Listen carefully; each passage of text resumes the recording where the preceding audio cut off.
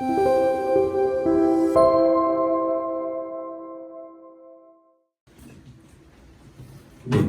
소개 감사합니다.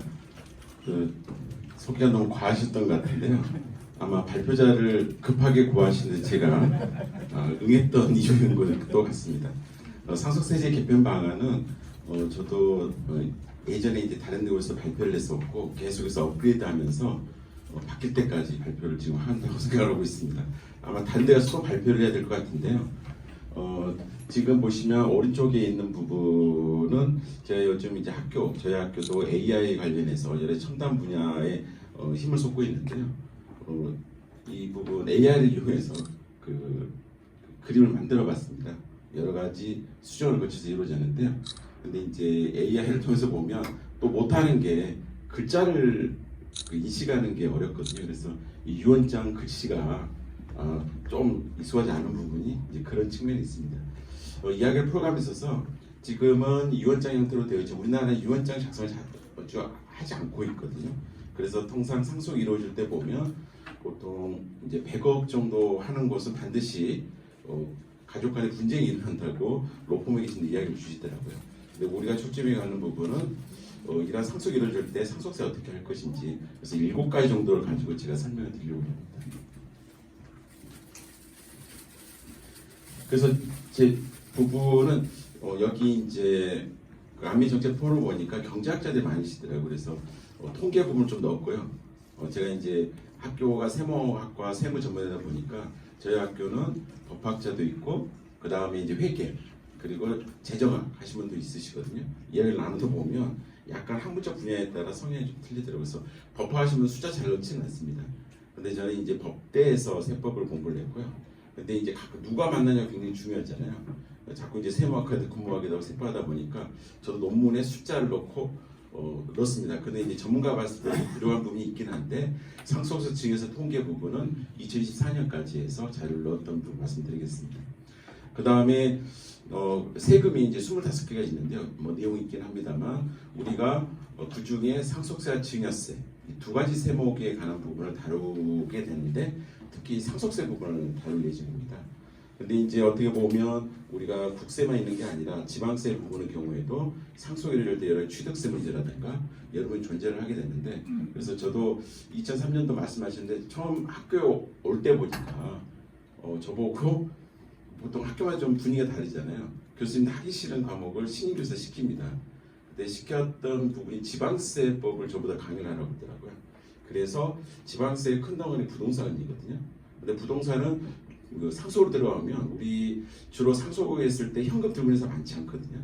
부동산, 주식 이걸 많이 들고 있는데, 그러니까 2003년도에 지방세 강의를 하면서 배웠던 부동산 관련 부분이 상속증여세를 연구할 때 도움이 되더라고요. 그래서 학문적인 재정학이 됐던 회계학 그리고 말씀드린 지방세 이 부분이 종합적으로 연결이 돼서 상속세는 굉장히 본인이 가지고 있던 평생 이루어진 재산을 넘기는 과정이기 때문에 세제에 관한 종합적 판이도 되고요.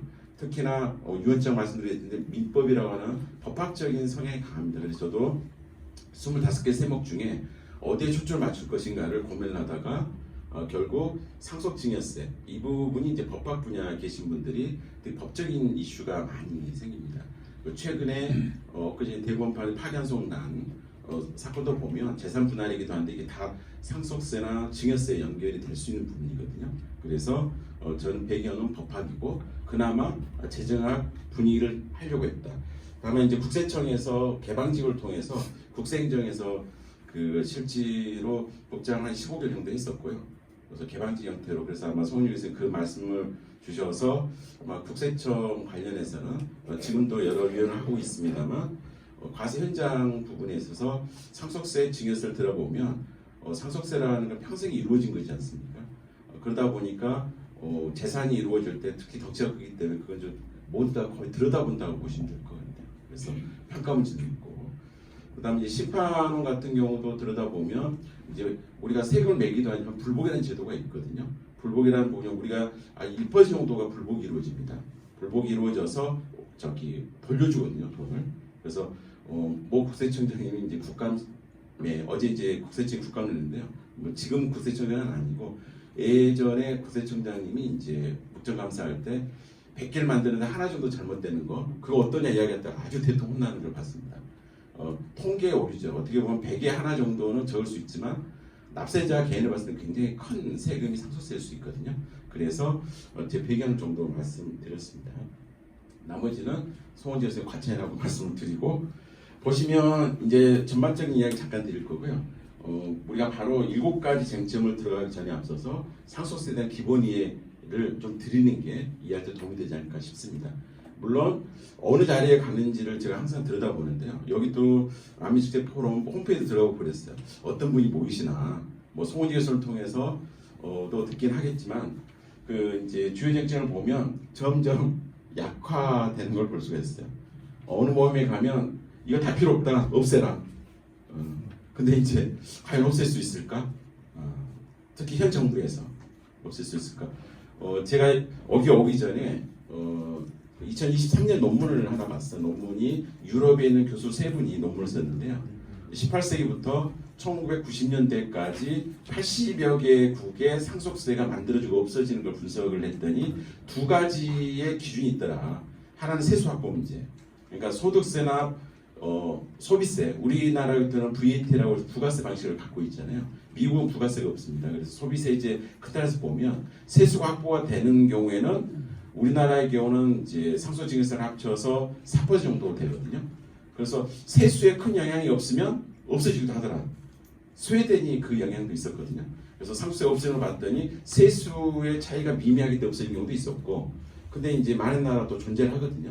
그래서 그걸 들어보면 어떻게 보면 부의 재분배 기능에 대해서 국민의 다수가 원하는 경우 존재를 한다라 이야기를 하고 있습니다.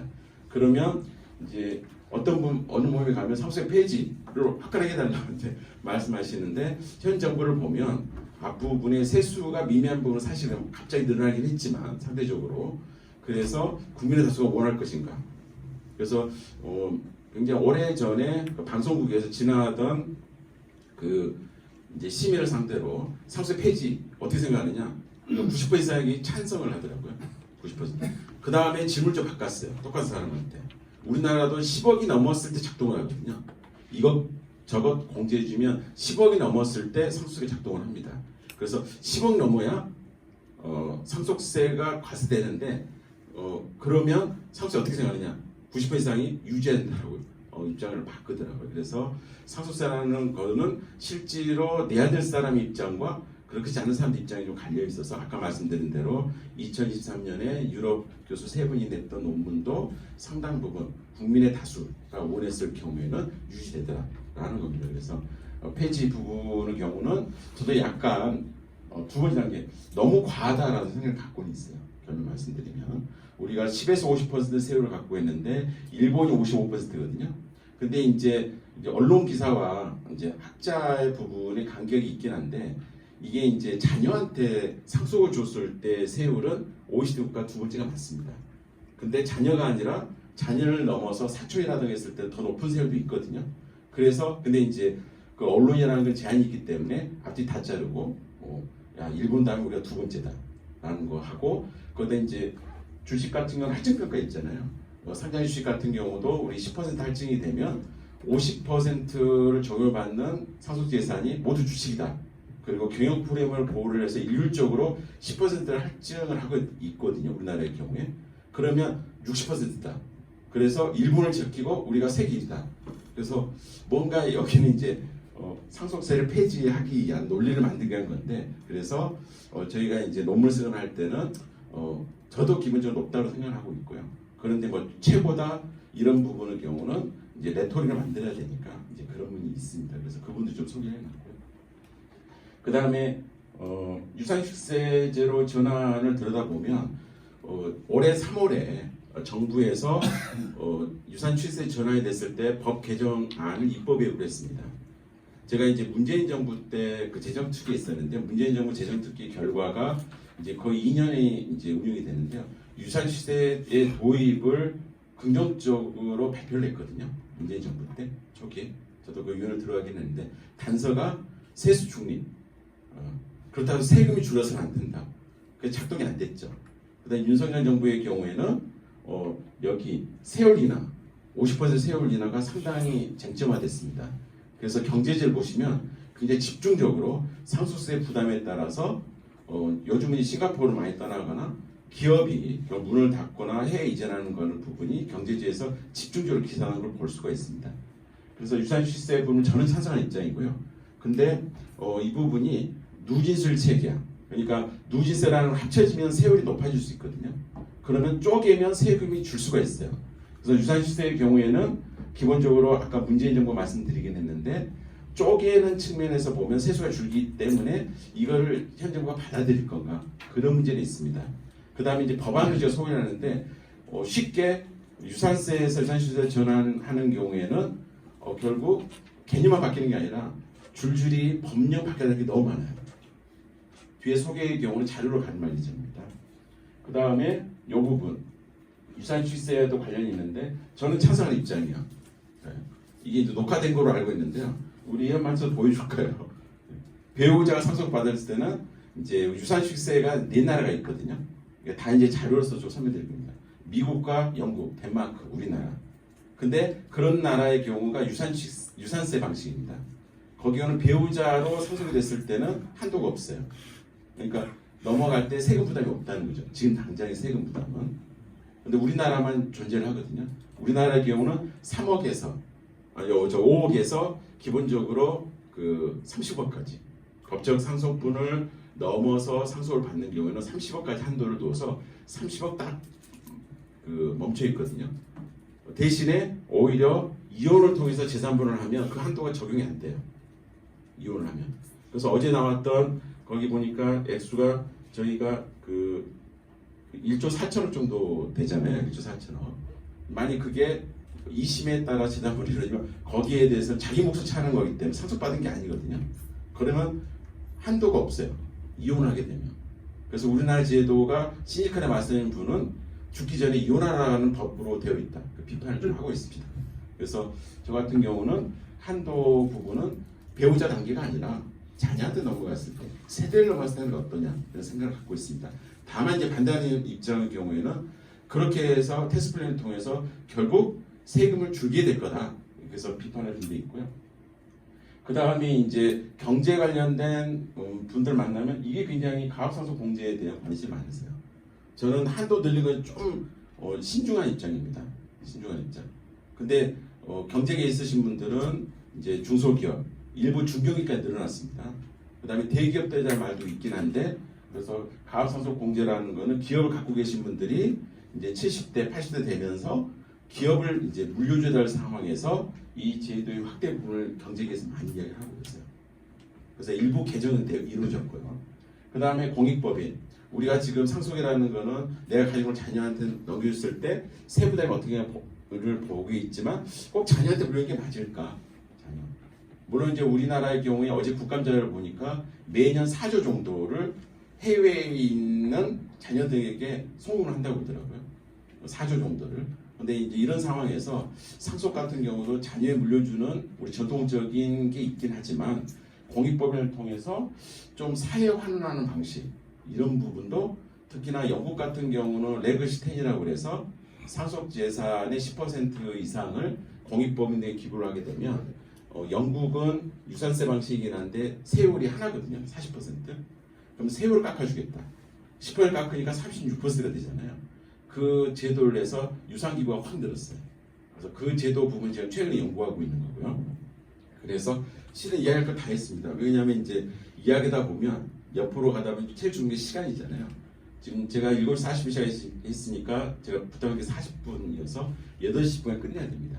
혹시 쫓겨서 중요하지 못할 것 같다 제가 이미 결론이나 취지를 말씀드렸습니다. 다시 원점부터 와서 상속세라는 거는 이제 부의무상에 이제 생전에 죽으면 증여세가 그리고 사망이 이루어졌다면 상속세를 내게 됩니다. 이런 부분을 보시면. 근데 윤석열 정부의 경우에는 유산세 전환 문재인 정부 때 있긴 했습니다만 현재는 입법에 되고 난 다음에 보통 이제 9월이 되면 세법 개정안이 국회로 정부안이 넘어가게 되는데 그래서 그 이제 8월달에 이제 국무회를 통과해서 그래서 여기 이제 세발심을 거치게 돼 있거든요. 세발심 회의도 제가 갔었던 것이고 이제 정부가 국무회의를 통과해서 9월 3일 날 국회에 제출돼서 보통 12월 정도에 통과 여부가 결정이 납니다.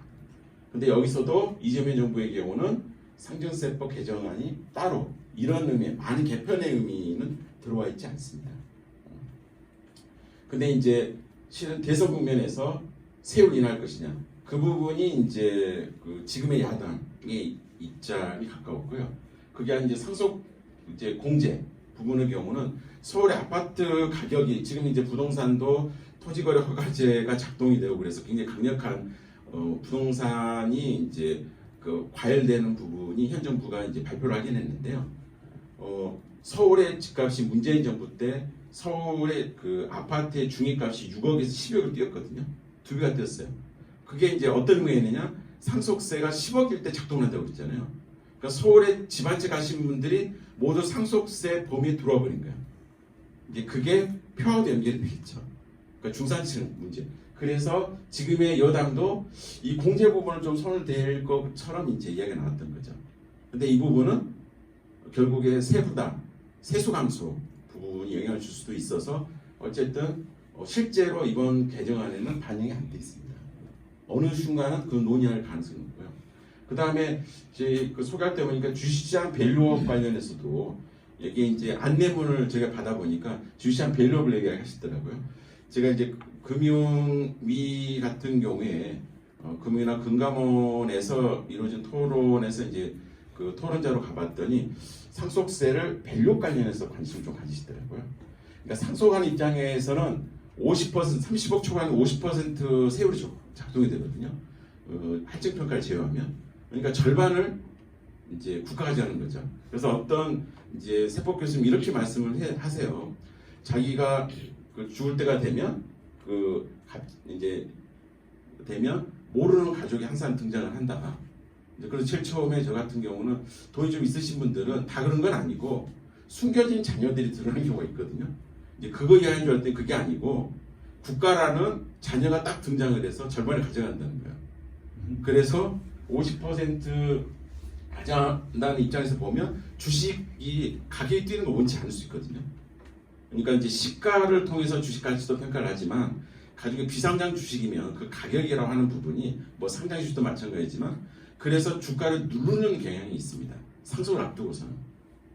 물론 이제 상속 분쟁을 통해서 경영권이 서로 싸우게 되면 결국 어떻게 보면 위인장 경쟁을 통해서 서로 간에 주도권을 잡기 위해서 주식을 이제 매집을 하게 되면 결국 수요와 공급에 따라서 주식 가격이 오를 수도 있지만 상속을 앞두고요. 경영권 분쟁의 경우에는 그게 아니라면 주가를 누르는 경우가 있기 때문에 그래서 주식시장 밸류업이라고 하는 부분이 앞에 정부에게 굉장히 코리안 디스카운트 문제 등등을 했을 때 상속세 때문에 주가를 누른다 대주주들이 이제 그 맥락에서도 논의가 되고 있습니다.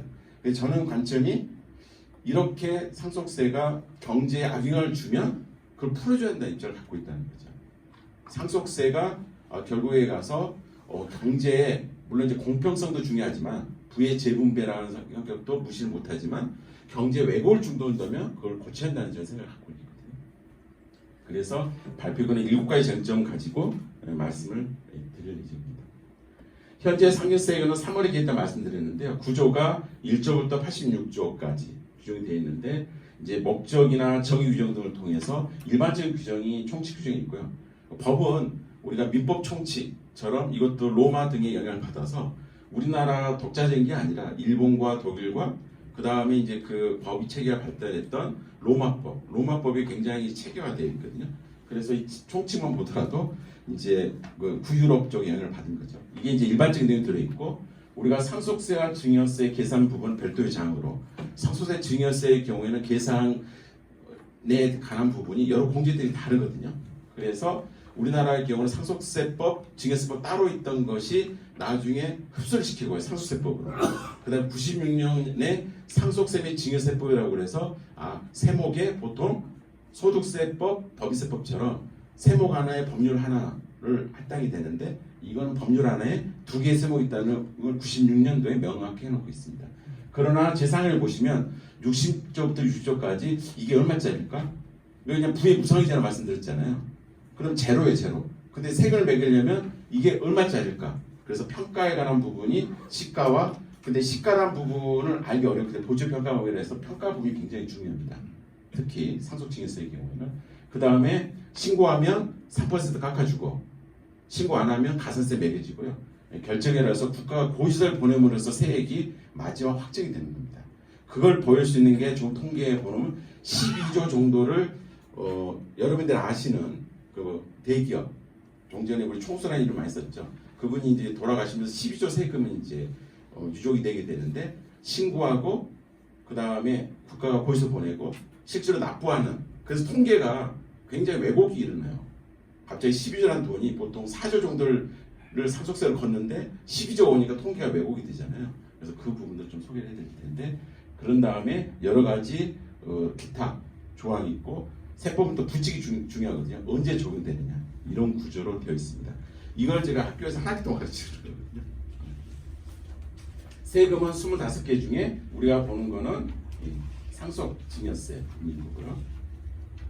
그 다음에 상속세 기본 구조는 뭐 출연이 좀 흐릿하게 보일 수도 있는데요. 이런 그림이 이제 그 기존에 그 예산정책에 나온 자료를 캡처한 겁니다. 우리가 알고 있는 거는 본래 상속재산이긴 할 텐데 여기에 뭔가 빼고 더한 것들이 존재를 합니다. 그래서 상속을 받았는데 묘지 관련해서는 빼줘야 되겠죠. 그 다음에 공익법인에게 기부를 하게 되면 이거를 빼주게 돼 있습니다. 기부를 하게 되면 그 다음에 이제 비용, 장례 비용이나 빚이 있다. 그래서 본래 상속재산이 적극재산에 채무가 더 늘어버리면 그 상속을 포기할 수도 있거든요. 상속을. 그 다음에 한정승이라고 그래서 받은 만큼의 한도 내에서 내가 상속을 받겠다. 존재를 하는데 어쨌든 이런 부분이 있고 아까 상속과정을 따로 하게 됐는데 이제 사람들이 머리가 좋아서 쪼개기 시작하는 거죠. 죽기 전에 증여를 주는 거죠. 그러면 입법자도 그걸 놔둘 수가 없어서 10년 전에 증여하는 걸 합칩니다. 특수관계의 경우는. 그래서 보통 호흡이 상속세의 경우는 증여세 10년까지 들여다봅니다. 이런 부분. 그런 구조. 그래서 쉽게 돌아가셨을 때 세율 적용해가지고 얼마 그게 아니라 좀 복잡한 구조가 가지고 있다는 거죠. 들여다보면. 그래서 이제 공제 부분을 들여다보면 여기 배우자 공제가 존재를 하고요. 그래서 5억에서 30억까지 배우자 공제들이 존재를 하고 그 다음에 기초공제 부분이 있긴 한데 기본적으로 자녀하고 배우자를 남겨두면 일괄해서 5억 정도가 공제가 되고 배우자 공제가 밑에 5억부터 시작하니까 10억 자녀와 배우자가 있으면 10억이 작동한다는 게 이 공제제도 때문입니다. 그 다음에 이제 세율이 여기서 적용되는 거고요. 그 다음에 사람들이 머리를 줘서 그러면 나 세금 줄이겠다. 보통 자녀는 빚지만 손자 손녀는 예쁜 경우가 있더라고요. 그 경우는 국가는 2번 거둘 거를 1번 걷잖아요. 그래서 할증을 합니다. 할증. 세금도 할증이 있어요. 30%. 근데 이제 언론의 경우에 어린애가 젖먹이가 주식 많이 갖고 있다, 빌딩 가지고 있다. 그게 이슈가 되면서 30% 약해서 40%. 그래서 세제는 약간 논리보다는 이 정서적인 걸 투철하는 경우가 많아요. 그 다음에 각종 공제들 존재하고요.